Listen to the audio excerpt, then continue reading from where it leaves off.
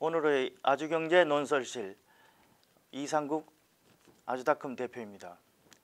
미중 무역 전쟁에 한국은 5G, 5G 눈치 전쟁입니다. 첫 번째 칼럼 5G와 4대. 오늘자 김창희 칼럼은 5G 문제를 4대라는 국제 질서와 연계해서 들여다보고 있습니다. 4대는 섬길 사, 큰 대라는 한자를 써서 큰 나라를 섬기고 조공을 바치는 대신 그 보호를 받는 오래된 국제 질서의 한 양상을 말합니다. 역사적 기억으로는 중국과의 4대가 가장 뿌리 깊습니다. 삼국시대부터 생기기 시작한 4대주의는 고려 조선을 거치면서 근린 외교의 핵심 질서가 됐죠. 4대라는 말만 들어도 솔직히 불쾌한 기분이 드는 까닭은 중국의 힘과 권위에 대한 의존도가 갈수록 높아지면서 국가의 자주성이 사라지고 중국적 가치인 명분론이 극성을 부려 국가가 나약해지는 결과를 낳았기 때문이죠. 거기에 더하여 일본은 우리 강토를 침략하면서 우리가 원하지도 않는 보호를 하겠다고 억지로 조약을 맺습니다. 중국에 대한 조선의 4대를 벤치마킹해서 강대해진 일본으로 4대의 방향을 틀도록 강제해버린 끔찍한 결과였죠. 그 4대의 불편한 질서는 해방 이후 끝난 것이 아니라 현재의 국제관계에서도 여전히 적용되고 있는 게 사실입니다. 특히 미, 중, 러, 일 4대 강대국 사이에서 외교 저울질을 해야 하는 우리의 입장은 어쩌면 이전보다 더 치열한 4대 외교의 미션을 수행해야 한다고도 말할 수 있습니다. IT 과학부장인 김 부장은 5세대 이동통신인 5G의 선두주자인 한국의 이동통신사들이 세계 최강 통신 장비 업체인 중국 화웨이의 장비를 쓰고 싶은데 미국의 눈치를 보며 고민하고 있는 상황을 현대판 4대로 풀어내고 있습니다.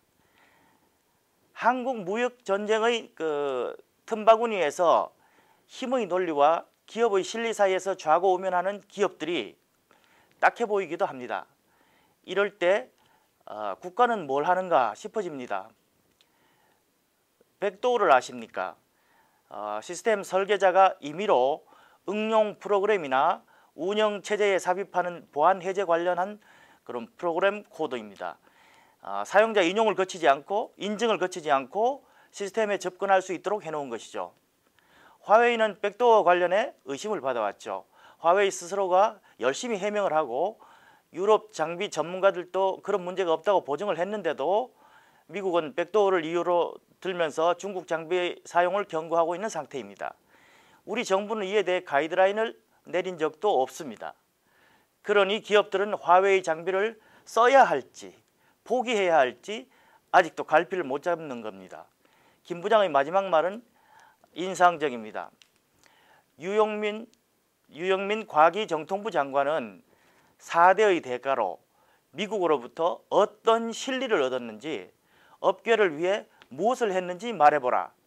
그것을 위해 거란을 상대하던 고려의 서희처럼 자신의 무엇을 걸었는지 곱씹어보라.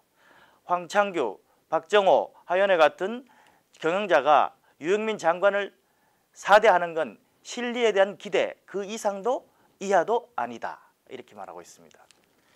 다음 칼럼은 보고 vs 공유 당신의 조직은 어떠냐라는 어떤 그런 칼럼입니다. 반바지 입고 출근한다고 혁신이 이루어질 리 만무하다. 최경희 튜터링 공동대표가 꼬집은 말입니다. 스타트업에서 일하는 사람으로 대기업들이 혁신을 벤치마킹 한답시고 눈에 보이는 피상적인 것만 흉내내고 있는 상황을 보니 한심해 보였나 봅니다.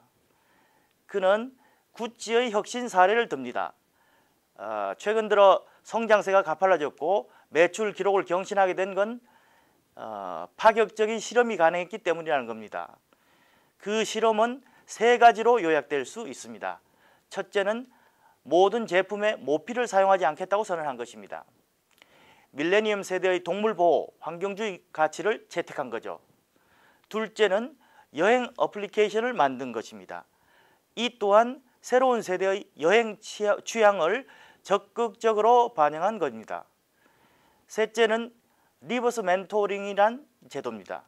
3년 전 취임한 마르코 비자리 최고 경영자가 도입한 제도인데 신입 사원들이 경영자나 선배들을 가르치는 거꾸로 멘토링입니다. 이것은 사내 커뮤니케이션의 방향을 바꾼 혁신입니다.